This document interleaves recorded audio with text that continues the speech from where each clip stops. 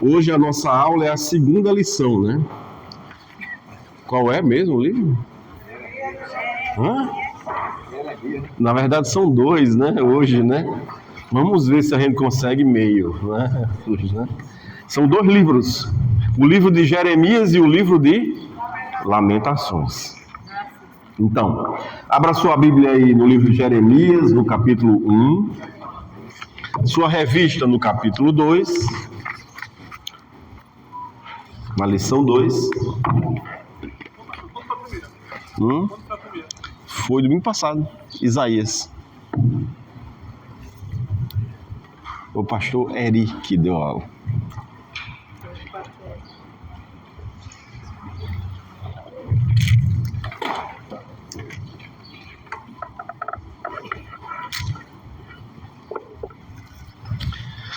Amém? Todos encontraram?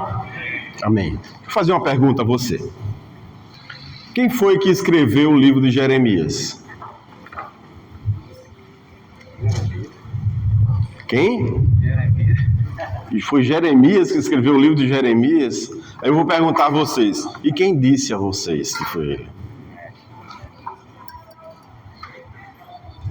Sempre que a gente lê ou abre um livro, em geral, logo no início, das primeiras linhas do livro, tem uma indicação, geralmente uma indicação interna de quem escreveu o livro, que é esse caso aqui, não é? Esse caso aqui está dizendo aí o que é que diz as primeiras linhas, por favor, alguém leia.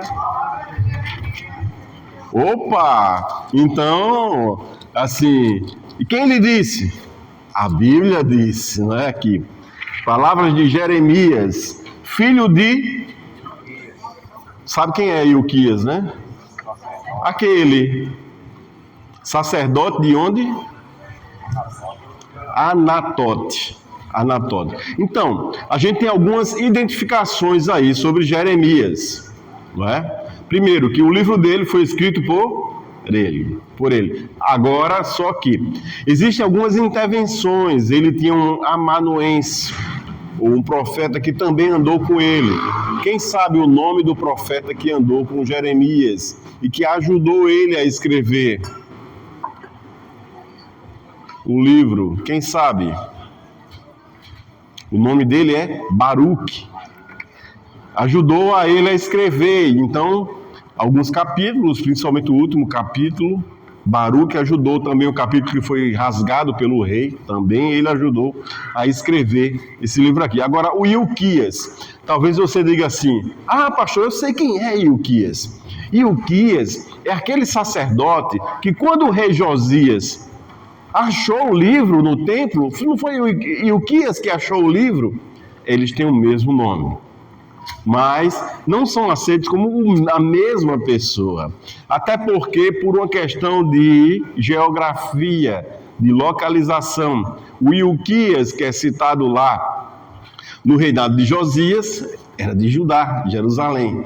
E o Ilquias, pai de Jeremias, aqui é de Anatote. Anatote fica na tribo de Benjamim, um pouco mais distante de Jerusalém, e em geral não é aceito pela maioria dos estudiosos como sendo a mesma pessoa, tá? São pessoas distintas, mas o livro aí tem algo bem interessante logo de início aí para mim e para você, para que a gente saiba quem escreveu esse livro aí. E ele é composto de uma situação bem interessante. Todo o norte do livro, para que você entenda desde o começo, é algo muito forte e peculiar. Por quê? O que é que aconteceu? Surgiram aí 3 grandes potências na época do livro de Jeremias. E quais são elas, as grandes potências mundiais que surgiram aí na época do livro de Jeremias?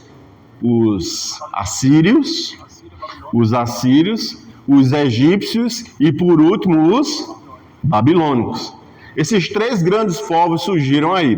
Então, a cúpula administrativa, religiosa de Jerusalém, eles tinham algumas alternativas para a convivência por questões políticas e administrativas. Com que aliança a gente vai fazer? Com que povo desses?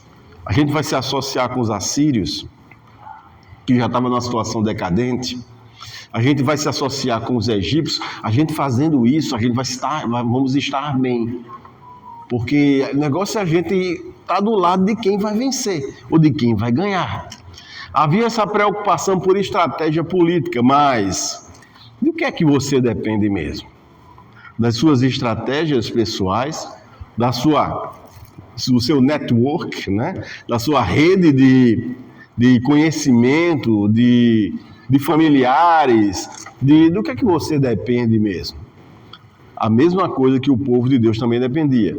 Quais eram as estratégias do povo? As estratégias foram unicamente estratégias políticas. Então eles decidiram fazer aliança com o Egito. Então, com esses outros povos aqui, mesmo que eles tivessem feito a aliança com a Babilônia, que foi o poder que surgiu e se tornou forte nessa época aí, não era uma boa estratégia. A gente tem que aprender que a gente depende de quem? A gente depende de quem? De Deus. A aliança que nós temos é com quem? Se alguém, por favor, colocar o ventilador na velocidade 2. Tá claro. A gente depende de Deus. A gente não depende de alianças e articulações políticas, mesmo com sugestão, interesses, percebendo que o Egito estava avançando, eles não estavam percebendo por a distância que a Babilônia vinha crescendo, mesmo por estratégias políticas, às vezes quer conciliar com uma coisa ou outra, mas a gente tem que entender que, paralelo à história humana, existe uma história maior. E a história maior está sendo escrita no céu. Quando Jesus nasceu, acontecia uma história humana. A história dos imperadores, do Império Romano. Que todo mundo achou que essa é a história que estava acontecendo de verdade. Mas, na verdade, a grande história não estava acontecendo em Roma. A grande história estava acontecendo em Belém. Essa é a grande narrativa, a história que estava acontecendo lá. Aqui existe essa história desses reinos, desses povos que estavam avançando, dessa dependência do povo e estratégias políticas, mas, na verdade, a verdadeira história estava acontecendo no céu. E o que Jeremias vai passar para o povo é para que eles entendam, aprendam a entender, a interpretar de fato o que a palavra diz. O livro de Jeremias e de Lamentações interpreta a queda de Jerusalém, não assim como uma derrota meramente militar, mas ela interpreta como uma crise teológica, uma crise da aliança, uma quebra de aliança por infidelidade. E o texto todo aqui de Jeremias é baseado nisso, nessa situação em que ele viveu. Eu vou fazer aqui a menção para vocês sobre a data aqui, a data dos dois livros, né? Aqui está melhor essa situação do que as demais lições, porque trata de um período, no caso do livro de Jeremias, entre 627 e 585 a.C. E o livro de Lamentações, logo depois, 586 a 585 a.C. O autor, a gente viu aí, logo no início, é atribuído a Jeremias, muito embora ele tenha tido a colaboração de Baruque, para escrever também o local, Jerusalém. O alvo, chamar o povo, os reis de Judá, ao arrependimento. O versículo-chave de Jeremias aqui, 1:18, eu tenho outros, vocês devem ter também. Aqui na revista diz Lamentações 3:30, é um clássico também, mas eu também tenho outros no livro de Lamentações. E as palavras-chave, oposição, e aqui, juramento. No início do culto, a irmã Fátima leu o capítulo 2 do livro de Jeremias. E a irmã Fátima leu esse capítulo 2, e eu queria que alguém lesse o versículo 8. Abra a sua Bíblia e leia aí. Olha o que é que diz. Os sacerdotes não perguntaram: onde está o Senhor? Ensinavam-me a lei e não me deram atenção.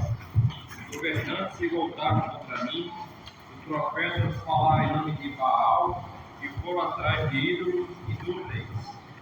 Vocês prestaram atenção no que o texto está dizendo aí? Quem foi que não deu atenção a quem? Não deram atenção a quem? O quê? Isso é no mínimo curioso. Como é que é isso? Os sacerdotes não deram atenção a Deus? Se os sacerdotes não deram atenção a Deus, e o povo? E os reis, então? Se o povo que ensinava, os sacerdotes, não estavam nem aí com Deus, imagine a situação, é essa situação de gravidade que estava acontecendo com o povo. O que era o grande problema? O grande problema, a gente tem dois problemas aí, continua sendo o mesmo de hoje. A gente precisa estar bem atento. Porque se as pessoas estivessem vivendo, se nós estivéssemos vivendo naquela época lá, a gente dizia, qual o problema? Qual o problema de Judá? O grande problema de Judá é que a Síria, aí, o grande império, aquelas ameaças que teve de Senaqueribe e tal, a Síria está crescendo aí, e aí vem, não, mas o Egito está surgindo como uma potência também, vai derrotar e vão se lutar contra eles. Não, mas o nosso grande problema é a Babilônia, que está crescendo como um império e vai invadir a gente, está ameaçando invadir.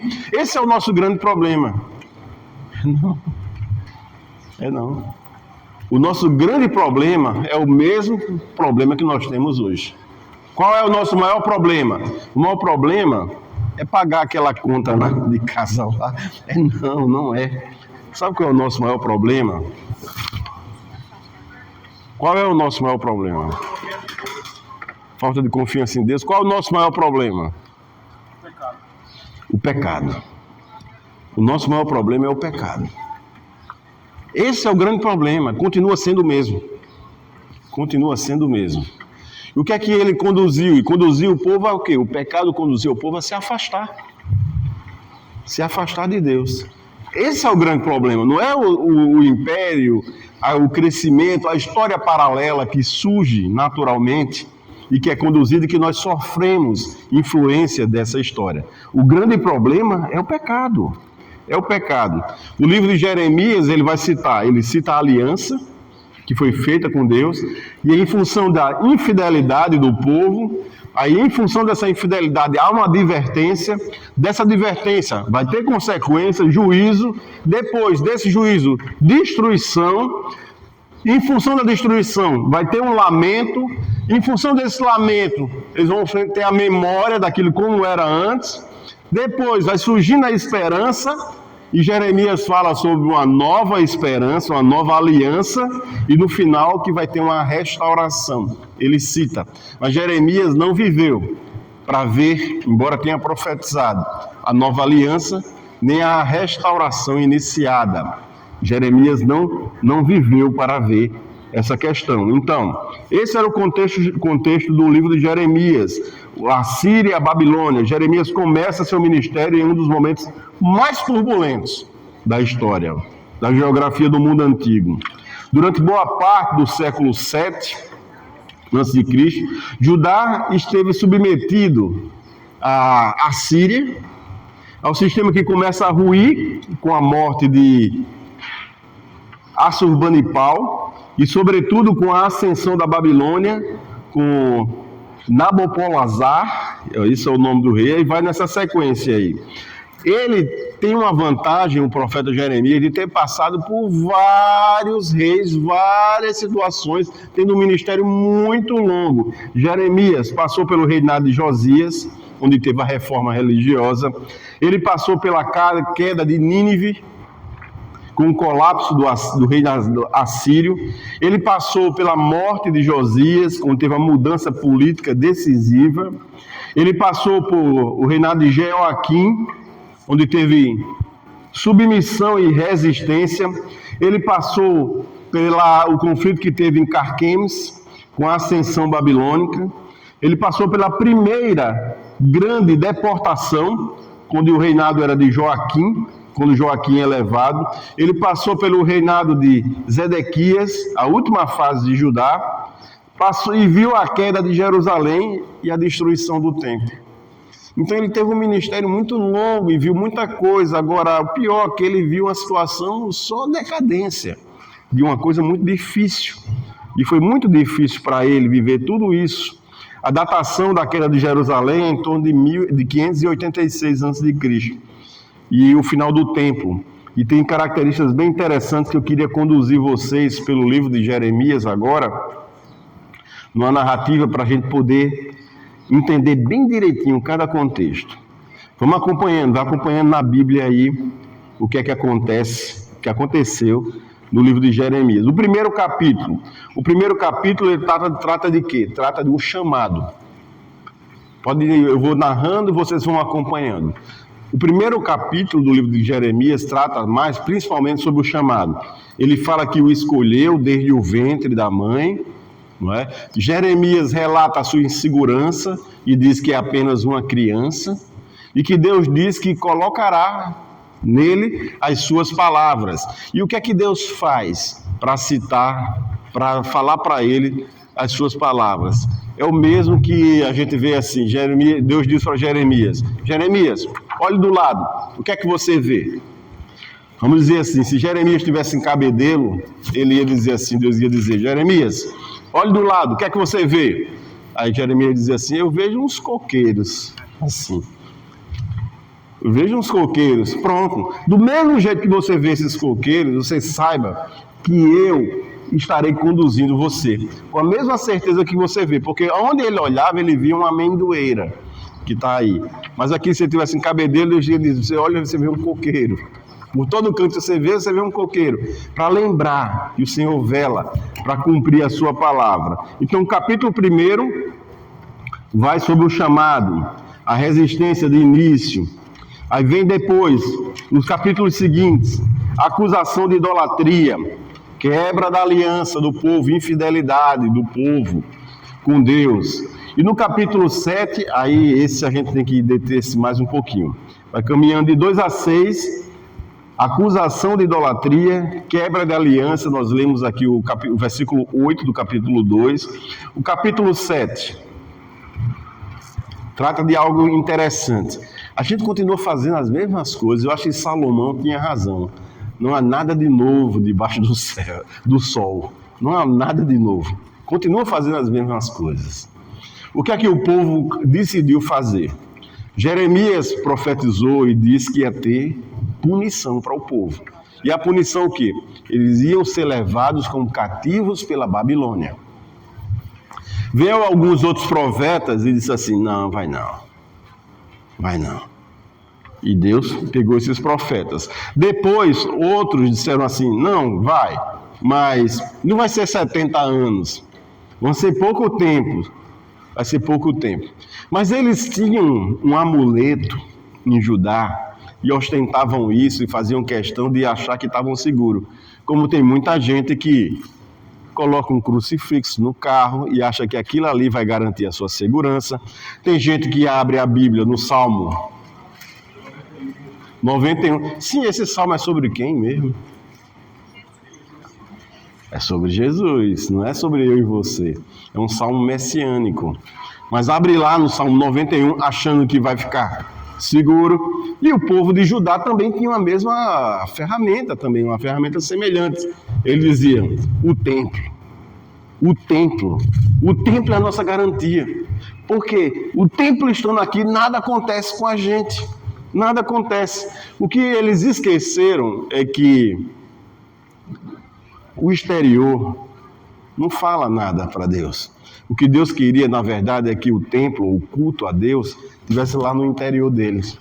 A gente precisa entender que a nossa aliança com Deus não é forjada por símbolos. Eu tenho um símbolo aqui na mão. E isso quer dizer alguma coisa, comunica algo, alguma coisa. Mas tem muita gente que tem um símbolo como esse, e esse símbolo não tem a eficiência que deveria ter. O comunicar, ou fazer aquilo que deveria fazer. Porque a gente tem que entender que a aliança, ou símbolos maiores do que esses exteriores, são os símbolos que são, ou as alianças que são formadas interiormente. Isso tem muito mais valor do que o símbolo ostentado externamente. O templo, para aquelas pessoas, tinha um significado de muita importância. de muita importância. E eles achavam que o fato de ter o templo lá em Jerusalém, eles estavam garantidos e que o império babilônico não iria vir sobre eles, não ia oferecer nenhuma ameaça a eles, porque tinha um templo lá. E não foi o que aconteceu. Não foi isso que aconteceu. Porque, embora tivesse um templo, as pessoas estavam longe do que acontecia ali. É o grande problema que a gente precisa ter, cada um de nós, a gente entender que o verdadeiro culto não é esse culto a expressões de gestuais, nem mesmo através de palavra. O verdadeiro culto acontece aqui dentro, onde ninguém vê. Onde só o Senhor vê. E o que Jeremias fala, exatamente denuncia, é essa distância do povo. O templo estava lá. As pessoas iam ao templo, as pessoas cultuavam no templo. Mas as pessoas estavam distantes de Deus e iam para o templo, mas não cultuavam a Deus. Pois não. Tem um ritual, né? E o ritual para ele garantia. Há um texto em Provérbios que fala sobre a mulher, ela é grande e tal. Olha, vem que eu já paguei meus votos. Se tivesse eu já fui à igreja, então eu já zerei aqui a minha página, agora eu tenho uma margem de pecar, agora eu tenho uma margem de fazer desobedecer, né? Então, muita gente quer essa ideia, a partir do ritual, ele zera a sua conta, né? Ele pode, então, ter crédito para errar, né? Então, dá essa ideia, né? Dá, Já apresentei a minha oferta, já apresentei o sacrifício, então eu estou zerado aqui na conta, eu tenho crédito. As pessoas acham que a vida espiritual é como uma conta bancária, né? Em que você olha lá, deposita lá, o depósito que você faz é ter ido à igreja, então você está com crédito lá e acha que isso é o que vale, né? Que é o que vale, que não é assim. Nunca foi assim a relação com Deus. Então, Jeremias desmistifica a falta de segurança que as pessoas tinham no templo. Achavam que estavam seguros. Eles acreditavam que possuir um templo em Jerusalém, Deus nunca permitiria a destruição da cidade, mesmo vivendo em situações de idolatria, injustiças, perseguições, afastamentos. Não. O que Deus quer é exatamente isso. Então, quando a gente, uma evidência que traz aqui, para a gente ver ao longo da história da humanidade, aonde o Evangelho entrou e fez mudança, a transformação é total. Não tem essa de quando o Evangelho entra e você simplesmente, assim, as pessoas se convertem. Não. A conversão implica em. Não tem como vir ela desassociada de transformações profundas em todas as áreas. Primeiro, é um discernimento ético, moral, que a pessoa tem, como nunca teve antes. O que era comum para todo mundo e era irrelevante, para você não é. Em função da aliança que você tem com Deus, do compromisso que tem com Deus. Então, todas as transformações do senso de justiça, tudo vem sobre a idolatria que se vê. Nada disso é admissível, você tolera mais essas coisas. Porque o Espírito Santo de Deus nos transforma e denuncia isso a cada um de nós. Ele denuncia isso. Então, o que Jeremias alerta para as pessoas é que Deus está incomodado com a idolatria, com a injustiça. E vocês vão ver cada coisa aqui. Eu vou falar coisas que vocês não vão acreditar do que aconteceu em função do pecado. Então o pecado é destruidor, devastador. Porque a primeira coisa que ele faz, ele tira a sensibilidade da gente. A gente não percebe o errado. A gente não percebe as coisas que deviam ser rejeitadas. A gente perde essa noção. Tem um médico, filho de missionários, chamado Paul Brand. E ele escreveu algo bem interessante, um livro chamado A Dádiva da Dor. E ele diz assim, a dor é uma bênção. Você vai lendo e vai desenvolvendo, e é interessante a tese que ele levanta, que ele diz assim, que a dor sensibiliza. Dificilmente alguém que já foi humilhado, já foi rejeitado, vai rejeitar a outra pessoa. porque sabe a dor da rejeição, da humilhação. E ele fala também, é interessante porque ele trata exatamente de pessoas com hanseníase. E as pessoas que têm hanseníase, ela tem uma doença no sistema nervoso central que faz com que ela perca a sensibilidade à dor. Sensibilidade à dor. A pessoa perde. Por que ela se mutila, perde parte do corpo? Por que a pessoa que está com hanseníase encosta no fogo e não percebe que o braço dela está sendo queimado, naquela região ali? Porque perde a sensibilidade à dor. É a mesma coisa que o pecado faz. O pecado faz com que eu e você, que a gente seja insensível às injustiças, às dores, à falta de ética, tudo isso, ele insensibiliza a gente. E ele faz a mesma coisa. Por falta de sensibilidade, uma pessoa que tem hanseníase, ela é o quê? Ela pisa num caco de vidro e nem sente, e pisa até o final, corta todo o pé e não sente. Já você que tem a dor, se você tentar pisar, você vai sentir logo dor e alivia o peso e tenta reagir. Então, o pecado faz isso com a pessoa, tira essa sensibilidade. Agora, você que tem o Espírito Santo de Deus, você não consegue conviver ou aceitar essas questões. Eu observando assim, até mesmo eu mesmo, quando você vê uma pessoa que está passando por um processo muito difícil, por exemplo, a pessoa está passando fome, está sofrendo alguma coisa. Você, para tentar justificar e não poder, por exemplo, para você não se sensibilizar com aquilo, encontrar uma justificativa que deixe isso racional, para poder confortar você começa a criar histórias. Por exemplo, poxa, a pessoa mereceu, né, por isso, né? Pô, essa pessoa, eu falo até um exemplo, mas eu gosto muito de estudar a Alemanha, por exemplo. Como é que o povo alemão conseguiu bestificar o povo judeu? Foi exatamente como isso, criando justificativas para dizer que eles são desumanos, e isso justificou todo tipo de brutalidade.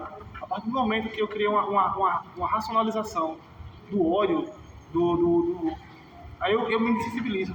Então, assim, eu vejo assim, que o pecado é uma confissão, né? Eu vou, não, isso aqui é bom para mim, então vou aceitar. Não importa de onde vem, não importa a origem. Isso é bom. E isso me deixa insensível para perceber o mal no mundo todo. Eu justifico, tipo, por exemplo, todo mundo faz isso, eu vou fazer. Né? Todo mundo mente, eu vou mentir. Então, eu vejo assim, né? Essa sensibilização acontece nesse nível, né? Até com a gente mesmo, tomar cuidado, né? Grandes transformações na humanidade, na história da humanidade toda, quando foram desprovidas desse entendimento da palavra de Deus, terminaram gerando foi mais violência.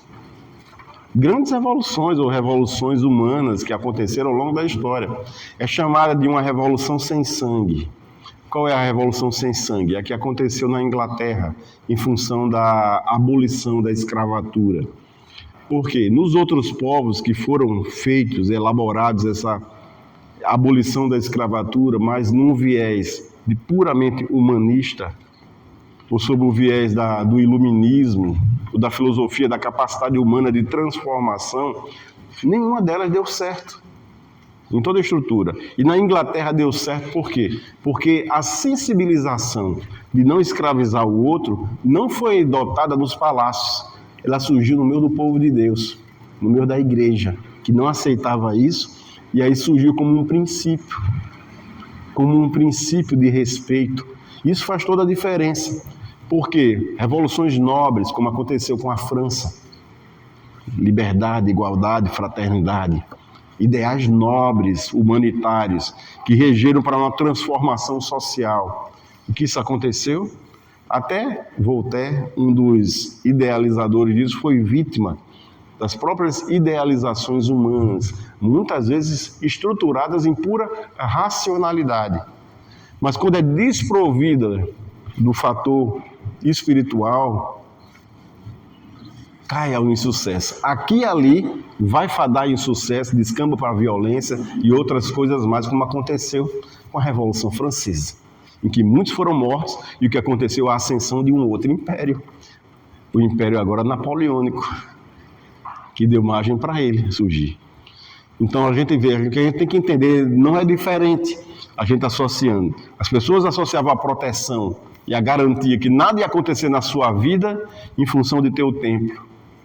E associavam isso a essa teologia. Tem muita gente que tem uma má teologia, que usa Deus como um amuleto, como um amigo secreto, que pega a Bíblia e coloca lá como proteção, achando que nada pode acontecer, uma fé ingênua, infantil. Muita gente tem esse tipo de entendimento sobre a sua prática espiritual ou religiosa, mas tem um entendimento muito infantil e pouco racional, em que dá margem que as coisas são tão simplistas assim, de causa e efeito. Muita coisa acontece na vida e nem eu nem você vai conseguir explicar. Não vai conseguir. Por isso, não trate a fé de um viés reducionista, infantil, pobre de argumento, achando que é só uma causa e efeito. Se você fizer isso, vai acontecer. Nunca foi assim. Em algum momento na sua vida, você vai ser traído por essa má teologia, por essa situação de causa e efeito tão simplista que assim, a vida não é assim. A vida não é assim. Porque no meio desse povo tinha um Jeremias, mas Jeremias não deixou de sofrer as consequências daquilo que o povo também estava passando junto com o povo. Não passou, não deixou de sofrer a consequência. E ele faz perguntas, é tido como um profeta, que ele vive como Oséias, ele tem muita semelhança com Oséias, porque Deus, o que Deus faz com Jeremias? Ele sofre na própria pele aquilo que, guardado as devidas proporções, claro, o que Deus passa com o povo. Ele sofre as mesmas coisas. Ele sofre o abandono, o desprezo. Por quê? Porque Jeremias, diferente dos outros profetas, o compromisso que ele tinha com Deus e com a sua palavra, faziam com que ele não abrisse mão de falar aquilo que era verdade. E em algum momento, Jeremias decidiu até não falar mais. Não falar mais, porque ele tinha receio, porque a rejeição era tão grande que trazia sobre as pessoas a palavra, a profecia dele, que em algum momento ele disse assim, não vou falar, porque termina... Ele foi o quê? Ele foi perseguido, ele foi punido, a palavra dele foi rasgada, e as pessoas achavam que rasgando a palavra resolvia, mas era a palavra de Deus, e voltou a ser escrita do mesmo jeito, e acrescentado alguns itens que Deus pediu para que acrescentassem.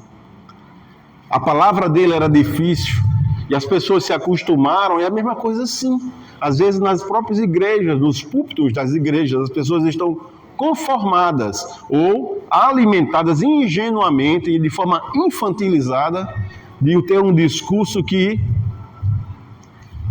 realmente promova o ego delas.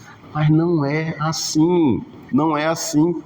São discursos humanos fabricados para poder dar às pessoas um comportamento, para fazer com que elas assumam um comportamento. A vida é muito mais complexa que eu e você pense ou idealize. E o que Jeremias revela isso é essa complexidade que é a vida, que não é algo tão simples aqui. Nos capítulos 25, 27 e 29, Jeremias introduz o julgamento divino. Em função dessa infidelidade que Deus tinha, nesses outros capítulos, Nabucodonosor é a ferramenta de Deus. É a ferramenta de Deus para punir o povo. O exílio, ele diz que ia durar 70 anos. Jeremias, alguém pode abrir aí, Jeremias 25, 11.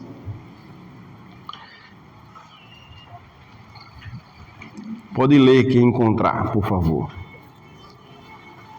Toda esta terra virá a ser deserta e uma mão. Estas nações servirão ao rei da Babilônia 70 anos. Essa é a profecia. Agora imagine um rei ouvindo essa profecia, o profeta se levantando e dizendo assim, toda essa terra vai ser subjugada, não restará nada. E todos nós vamos ser escravos por 70 anos na Babilônia. Aí veio um outro profeta, teve uma ideia melhor. Qual foi a ideia deles?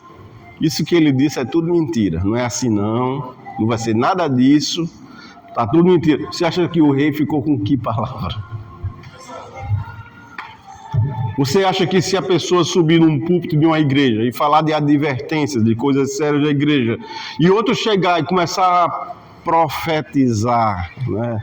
Não é bem essa palavra, mas falar coisas assim que alimentem o ego, façam, qual é a palavra que vai ser mais aceita? Então não é diferente. o tempo passa e Salomão tem cada vez mais assertividade. Salomão estava certo. Não há nada de novo debaixo do sol. Não há nada de novo. Continua sendo do mesmo jeito. Do mesmo jeito. E o que acontece aqui? Ele envia carta aos exilados também. O capítulo 29 é uma carta que Jeremias faz aos exilados, mandando-os construir casas e plantar jardins, pois o cativeiro será longo. Será longo. A coisa foi tão séria, interessante também. E olha o que é que Deus manda Jeremias fazer. Jeremias, ele diz assim: vai passar 70 anos, mas vai voltar. E ele sofre todo esse discurso, essa situação toda de vida dele, ele vai passando por isso, vai revivendo isso. É importante a gente entender que o livro de Jeremias, ele não é uma sequência cronológica, tá? Ele é sistematizado, ele é separado por assunto e não por cronologia, por uma sucessão de eventos.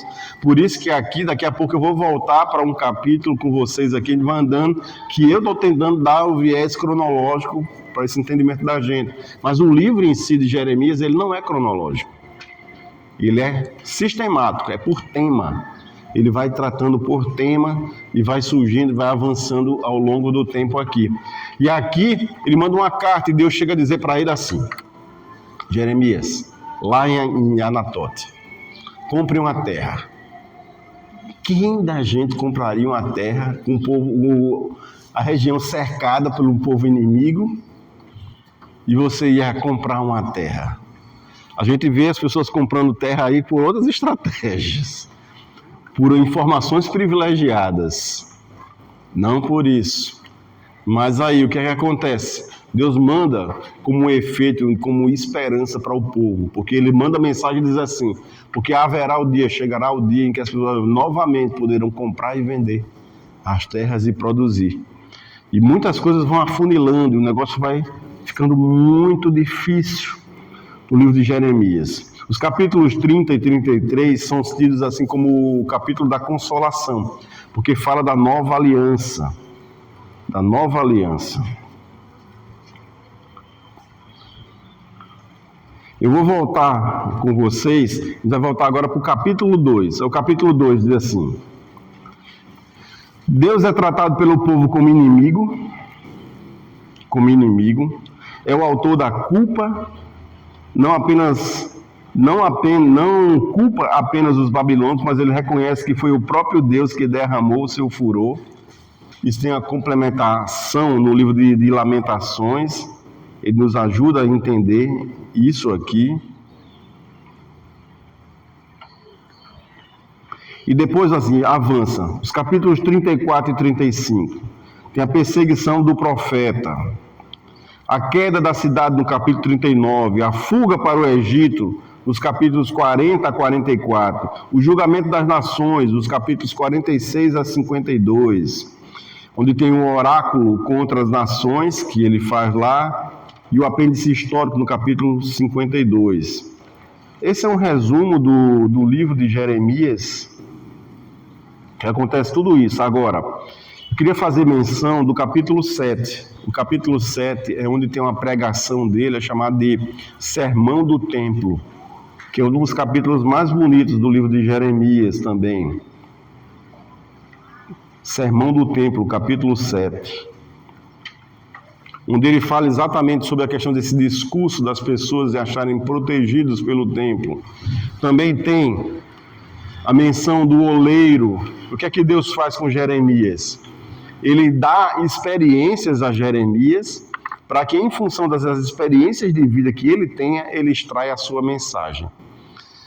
Jeremias, ele orienta Jeremias: vá lá até a casa do oleiro. Jeremias desce, vê um oleiro trabalhando, fazendo um vaso lá. Ele diz: o que você vê? Eu vejo um oleiro trabalhando. E ele vai olhando e vai vendo o trabalhar do oleiro com o vaso lá, e Deus vai falando para ele sobre a experiência dele com o povo. Toda a produção de um vaso, e ele vê lá o vaso sendo quebrado, refeito, o vaso sendo molhado, tirado pedras e tudo assim, com uma menção como Deus trata o povo, as pressões que o oleiro imprime sobre as paredes do vaso, de dentro para fora, como tem as expressões mais fortes que a gente tem, são as expressões internas, de que as externas, que a gente sofre também. E tem menções riquíssimas sobre o livro de Jeremias, que vale a pena você lê-lo, como um livro realmente muito instrutivo para mim e para você, sobre a vida desse grande homem de Deus, que passou por experiências muito fortes. Ele foi exigido que ele não casasse. Por quê? Porque ele passou por uma situação de ter seus sonhos paralisados, porque não tinha prolongamento da sua família, e em função da sua dor e da sua solidão, ele extraía também a mensagem de Deus. Ele foi rejeitado por reis, ele foi jogado num poço. Ele teve experiências muito amargas por falar a verdade, só a verdade. E isso foi tão difícil para ele que ele desejou a morte. Ele desejou a morte, porque se sentia solitário, pregando a palavra de Deus, em detrimento a outros profetas que alimentavam essas causas, mas falavam coisas que as pessoas queriam ouvir. Jeremias era um profeta comprometido com Deus. E em função disso, ele escreveu um outro livro, que eu vou entrar agora com vocês aqui, que é o livro de Lamentações. E do que trata o livro de Lamentações? O livro de Lamentações, como o próprio livro diz, é composto por 5 poemas. E eles são curtos e são estruturados de forma de acróstico, lá, tá? Desde o Aleph, que é a primeira letra lá em hebraico, até o final, lá, do alfabeto hebraico. E tem um acróstico. No primeiro capítulo do livro de Lamentações, a viúva abandonada. Lamentações 1:1. Quem puder ler, leia aí, por favor. Como se acha solitária aquela cidade antes tão populosa, tornou-se como viúva, aquele foi grande entre as nações, e princesa entre as províncias, tornou-se tributária. Ele faz uma comparação, uma metáfora, ele compara, outrora Jerusalém era uma princesa e agora vive como uma viúva, solitária e escrava. Essa é a situação. No versículo 18, ele tem um reconhecimento de culpa. Alguém leia, por favor, esse primeiro capítulo. Justo é o Senhor, pois me rebelei contra a sua palavra. Ouvi todos os povos, e veja a minha dor. As minhas virgens e os meus jovens foram levados para o cativeiro. Qual a menção que ele faz aqui? Ele fala que a sua dor é imensa. A cidade reconhece o motivo dessa dor, porque o Senhor é justo, pois rebelde fui à sua palavra. Pela rebeldia à palavra. O capítulo 2, a ira divina como causa da ruína que aconteceu sobre Jerusalém. Ele tem Deus como inimigo. Alguém leia Lamentações 2:4. Amou o seu arco como inimigo, firmou a sua destra como adversário, e matou tudo que era formoso à vista. Derramou a sua iluminação como fogo na tenda da filha de Sião. O que Jeremias está fazendo aí é uma contestação muito forte, porque ele está se comportando como um profeta que faz perguntas difíceis. Ele está culpando Deus. Assim, o autor não culpa apenas os babilônicos. Ele reconhece que foi o próprio Deus quem derramou o seu furor. Ele admite aí, porque Deus destruiu o seu próprio templo e rejeitou o seu altar por causa da apostasia do povo. Essa é a situação desse capítulo 2. Agora, o capítulo 2 tem algo muito terrível. E vocês vão ler aí. 2:12, leia aí. Prepara o estômago. As mãos, porque a mão e tudo, quando desfalecem, como um perigo pelas ruas da cidade, porquanto exalam a alma dos braços de sua mãe. Em outras palavras, numa versão, sabe o que está acontecendo? A mãe sai pelas ruas e o filho desfalece em suas próprias mãos com fome. O desespero que estava acontecendo lá. As mães estavam testemunhando a morte dos seus filhos nos seus braços. E tão terrível que era a fome aí. O negócio é muito grave. No capítulo 3, ainda fala sobre... É um poema falando sobre o sofrimento, né? O poema muda para a voz de um indivíduo, provavelmente o profeta Jeremias, que reconta o seu sofrimento físico, mental, durante o juízo. Aí ele vem como uma esperança. Capítulo 3, os versos 22 e 23, por favor, alguém leia. Misericórdia do Senhor são as causas de não serem consumidos, porque as suas misericórdias não têm fim, renova-se a cada manhã. Grande é a tua fidelidade. Há um chamado ao arrependimento, à paciência, e a gente entendendo que o Senhor é misericordioso a cada dia. No capítulo 4, o ouro perdeu o brilho, ele fala. O autor contrasta o passado glorioso que tinha em Jerusalém com o presente em uma situação miserável que acontecia lá. Os nobres ricos agora reviram o lixo atrás de comida. Ostentavam ouro e agora estavam revirando o lixo atrás de comidas. E aí vem a parte mais difícil, que eu acho, que é essa daí, ó. 4:10. Alguém leia. Mulheres de bom coração cozinharam os próprios filhos. Elas comeram para sobreviver ao seco. Olha só o que aconteceu. Eu nem preciso explicar para vocês, né? Sabe o que é isso? Desespero, dor. Em que ponto o povo chegou? Agora, você imagina aí, uma mãe, não é um pai, uma mãe chegar a cozinhar o próprio filho. Olha a loucura que chegou, o nível de desespero, sofrimento que o povo estava passando. É muito forte. Isso aí é o ápice do sofrimento, chegar a uma situação dessa aí no 4, como está no 4:10. Pastor, perdão. Assim, eu tinha falado de guerra assim, na Ucrânia, por exemplo. Algumas guerras. Você vê um país bem civilizado, porém, quando inicia uma guerra, quando a lei ela se torna, assim, como posso dizer, pouco. Não sei se explicar, né? Como a lei não se aplica de forma efetiva, como na guerra não existe lei na guerra, né? Aí você vê assim atrocidades que naturalmente não aconteceriam, né? Uma guerra revela a natureza mais bestial do ser humano. Por exemplo, na guerra da Ucrânia, teve lá a invasão da cidade de Bucha. Os soldados russos decolaram crianças, estupraram as professoras e enterraram a cova rasa. Aí eu fico vendo, isso naturalmente não aconteceria na vida comum. Mas uma guerra abre espaço para todo tipo de atrocidade. Na Segunda Guerra Mundial também, os Estados Unidos, a União Soviética, estupravam as mulheres alemãs lá, enfim. Era assim, aí você vê, eu imagino esse cenário, sabe? A guerra, ela dá espaço para tudo, o que estava escondido ali na sociedade, camuflado na civilização. Outro exemplo, só para finalizar. Na Croácia, se não me engano, foi na Guerra da Croácia, na Guerra Fria, agora o ano não lembro, recordo. Os americanos, os aliados, abriram lá uma frente para milionários pagarem uma estadia para matar civis que estavam fugindo do país. Eu não lembro qual era. Aí tem um documentado, né? Aí os milionários mataram crianças, mulheres grávidas, e era recompensado por crianças e mulheres grávidas que eram mortas. Não, olha, o ser humano distante de Deus, ele é capaz de atrocidades que a gente nem imagina. Nem imagina. Então, a esperança que a gente vê, para mim, para você, não é outra. Então, o que a gente tem que ver é a nossa própria vida. Tome isso como lições também para mim e para você.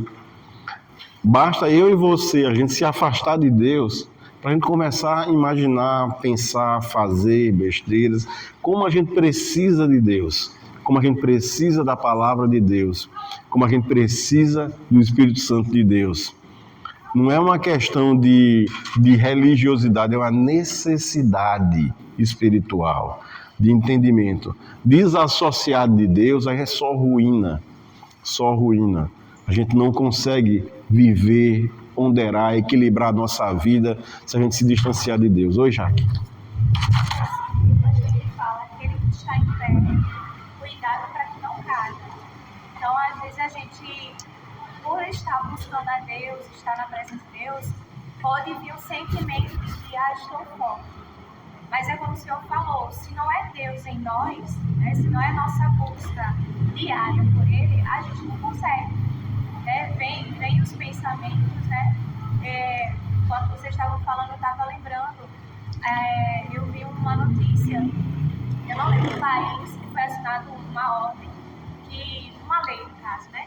Que crianças, eu acho que a partir de 24 semanas, já podem ser abortadas, né? Em certo país aí.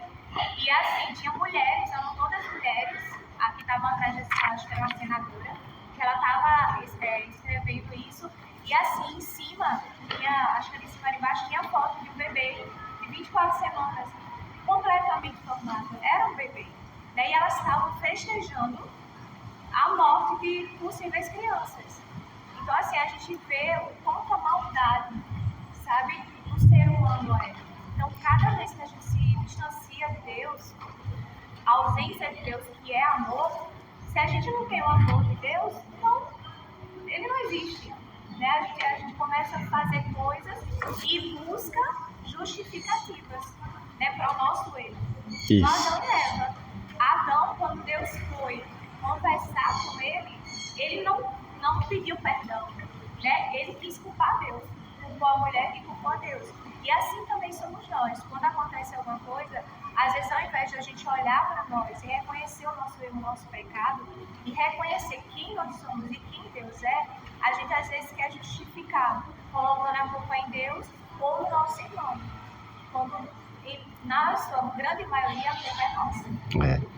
Eu admitir o errado, o erro, é uma das coisas mais difíceis que a gente tem. O arrependimento, para a gente ver, é muito difícil. Em geral, a pessoa faz isso, ou procura outros, quando em geral assim, você estava dizendo isso de mim, e fulano que faz isso, e cicrano que faz isso, por aí vai. Não tem fim. Agora, queria falar sobre os atos proféticos do livro de Jeremias. No capítulo 13, ele fala sobre um cinto de linho, né?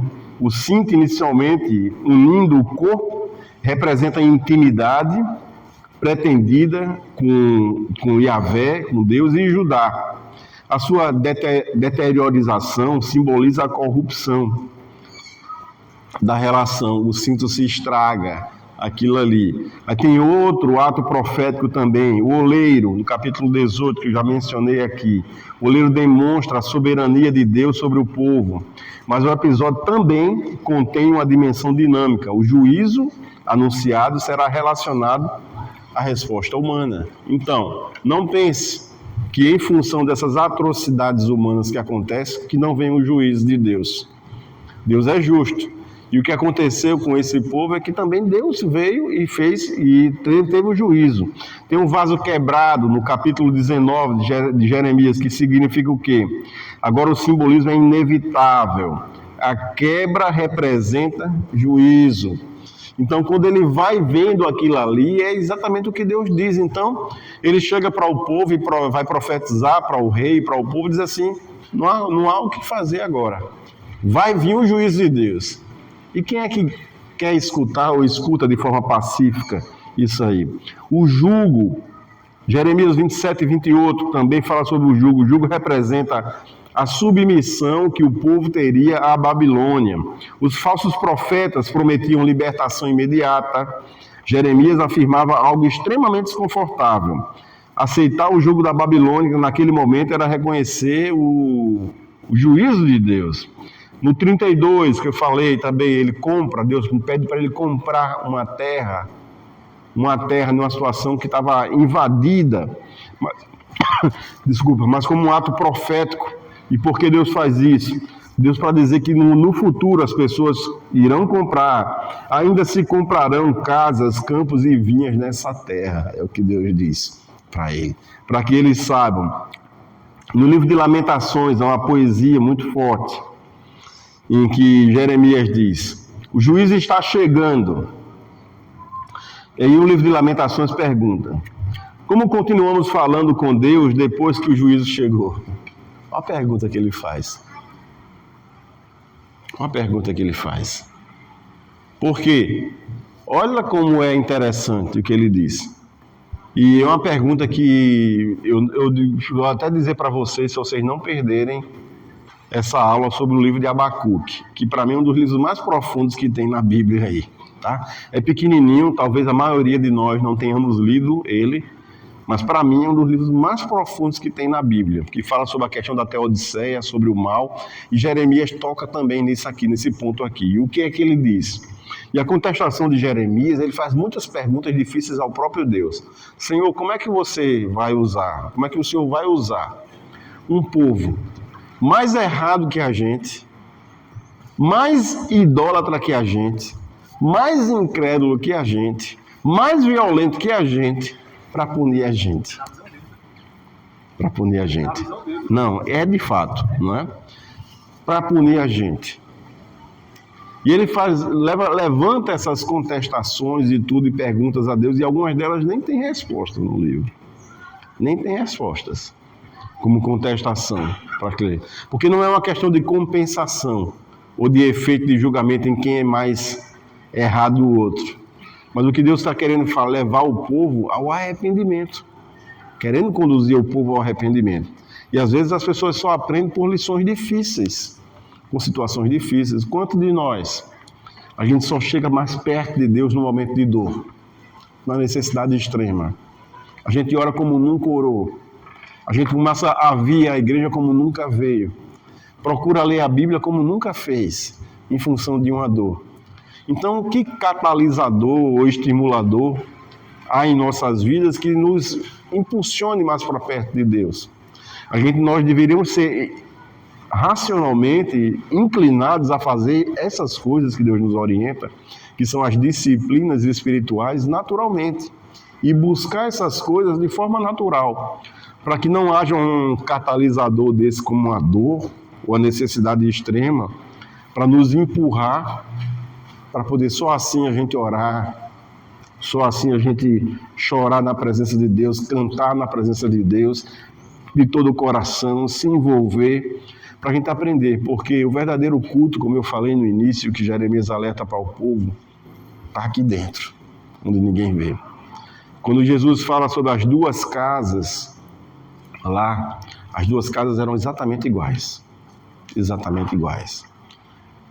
construídas uma do lado da outra aí, as duas casas.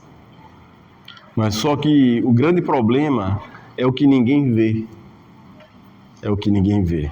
O grande problema meu, seu, de todos nós, é o que ninguém vê. O grande problema é o que ninguém vê. A casa, a fundação da casa. Ninguém vê. Puxando esse ponto de vista que você está colocando aí, de ver, ninguém vê, aqui Lamentações de Jeremias diz: eu sou aquele que vi as aflições trazidas por causa da ira de Deus. Então, uma coisa interessante é esse desafio, enquanto a gente vê que a questão de injustiça, o problema de crise, ela vem de uma crise espiritual. Você citou a questão da Revolução Francesa, do Robespierre, trazia uma igualdade, uma fraternidade, mas do ponto de vista do ser humano em si, não da perspectiva de Deus. Então, aquilo que é feito fora da perspectiva de Deus, ela acaba em sangue na guilhotina, não é? Então, essa questão da gente conseguir enxergar, né, a crise enquanto distanciamento pelo pecado, né, de Deus, né? Por causa do pecado, essa separação, e a gente é desafiado a enxergar, a ver essa aflição por meio da lente de Deus, por meio da palavra do Senhor. Aí você pode realmente buscar a justiça no próprio testemunho do próprio Jeremias, né? Isso é fundamental, para a gente poder entender bem. Eu queria falar sobre a coisa mais importante do livro de Jeremias, isso para basear você, e eu termino com essa situação. Primeiro, Jeremias, ele reinterpreta a promessa da luz de Cristo. Eu queria que vocês me ajudassem lendo alguns livros. Na última ceia, em Lucas, capítulo 22, o verso 20. O que é que Jesus diz?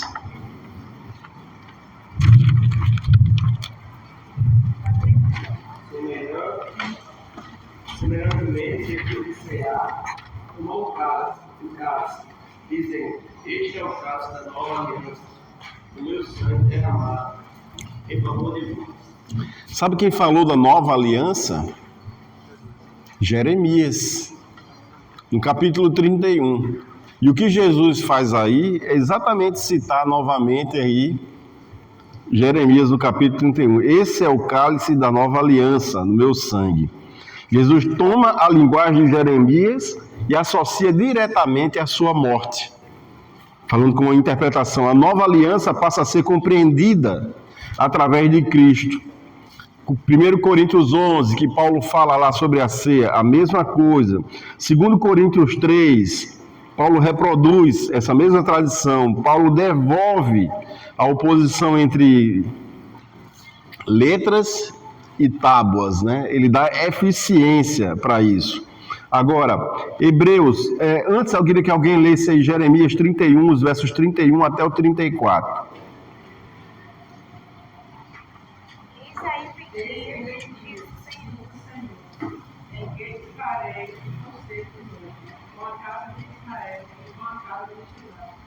Não conforme o conselho que fiz com seus pais, no dia em que os tomei pela mão, mas para os tirar da terra do Egito, enquanto eles invalidarão o meu conselho, apesar de eu não saber esforçar, diz o Senhor.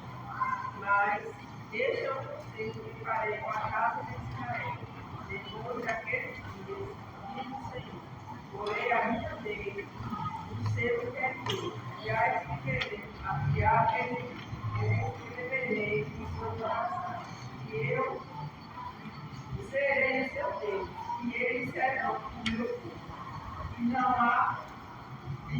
E não ensinará alguém mais o seu nome, nem alguém a seu irmão, dizendo: conhecer ao Senhor, porque todos me conhecerão, desde o mais pequeno deles até o maior, diz o Senhor, porque lhes perdoarei a sua maldade, e nunca mais me lembrarei de seus pecados. Amém. Além de grifar esse texto na sua Bíblia, coloca aí do lado aí para um exercício para a sua casa, para você ver em casa. Bota aí Hebreus 8. Depois que você ler esse texto, você vai ler o texto de Hebreus 8. E você vai ver como é elucidativo para você, como você vai compreender bem o que é que diz. Hebreus 8.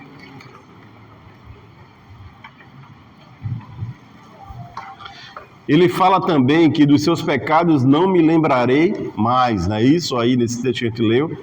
Também acrescenta aí essa parte aí, é exatamente Hebreus 10. O livro de Hebreus 10 também tem essa citação. Anote aí para você ler. Então, o que é que acontece é que Jeremias não vive. Jeremias profetiza e Jesus inaugura isso aí. E a igreja tem a participação.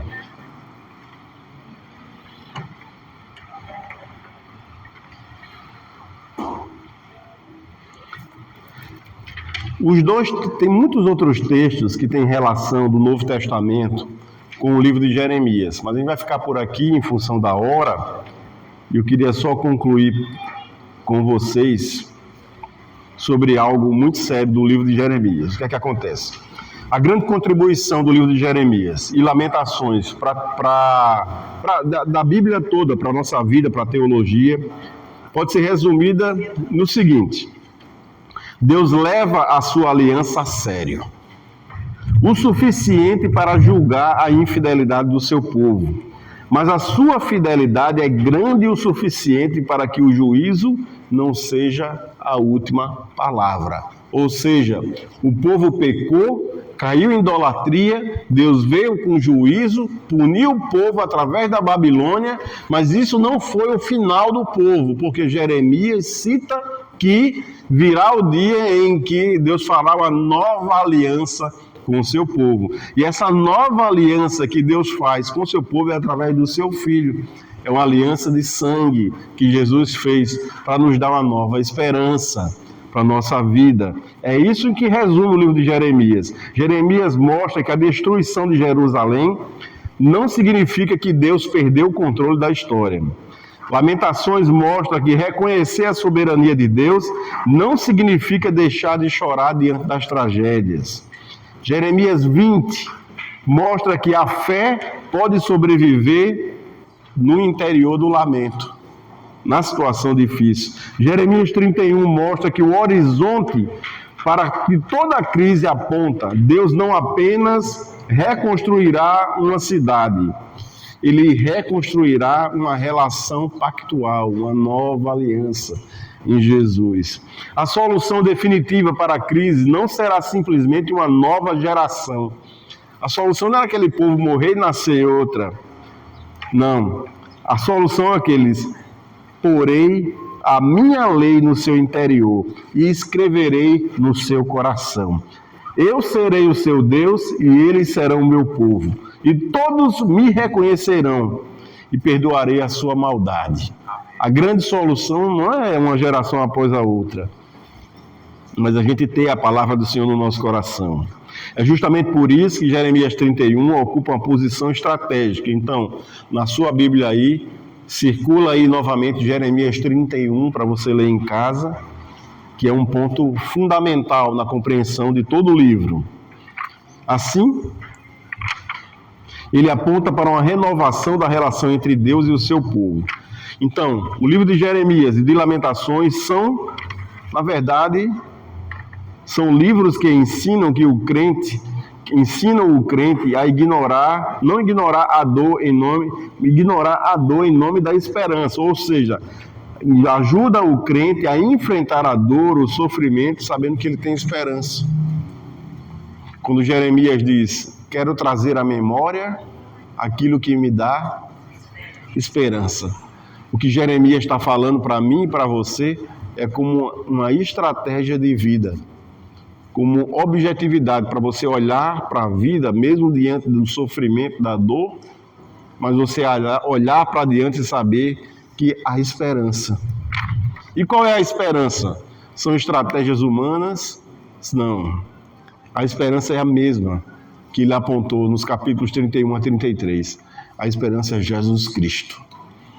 Os homens continuam tentando forjar outros evangelhos alheios a Cristo e à cruz, mas não há esperança desassociada do Senhor Jesus.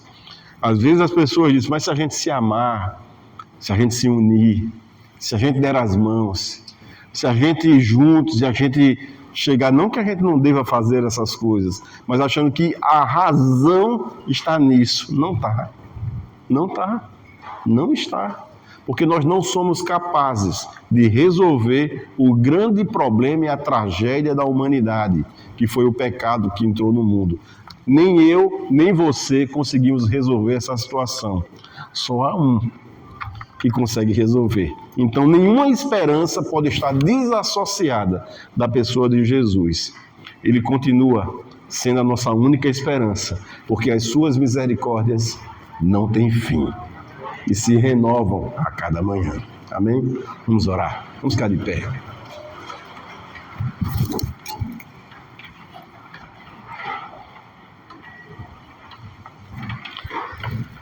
Se nós queremos te agradecer por tua palavra, por podermos compreender um pouco mais sobre o livro de Jeremias, o livro de Lamentações, e entender, ó Pai, na dor do profeta, no choro, angústias, prisões, injustiças, solidão e tantas outras coisas de testemunho, ó Pai. Aprender, ó Pai, que nós podemos olhar para o alto e poder ter a Tua presença sobre as nossas vidas. Muito obrigado, Senhor, por compreendermos que a dor não nos define. A dor não diz quem nós somos. Os sofrimentos e angústias desse mundo, embora tragam ou deixem marcas, ó Pai, que elas não são as maiores marcas que nós temos nas nossas vidas, ó Pai. Nos ajuda a compreendermos e entendermos que nossas vidas são marcadas pelo sacrifício do Teu Filho, ó Pai, que deu a nós uma nova esperança, motivação para podermos encarar os nossos dias de uma forma diferente, com coerência, com inteligência, com sabedoria, com entendimento e com graça, Pai. Muito obrigado pelo Teu perdão, muito obrigado por a nova aliança que foi feita através do derramamento do sangue do Teu Filho, Pai. Nos ajuda a cada dia a vivermos as nossas vidas sobre a ressonância do que aconteceu na cruz. E sobretudo, ó Pai, a entendermos, ó Pai, que a consumação dessa e nova esperança se deu na ressurreição do teu filho, ó Pai.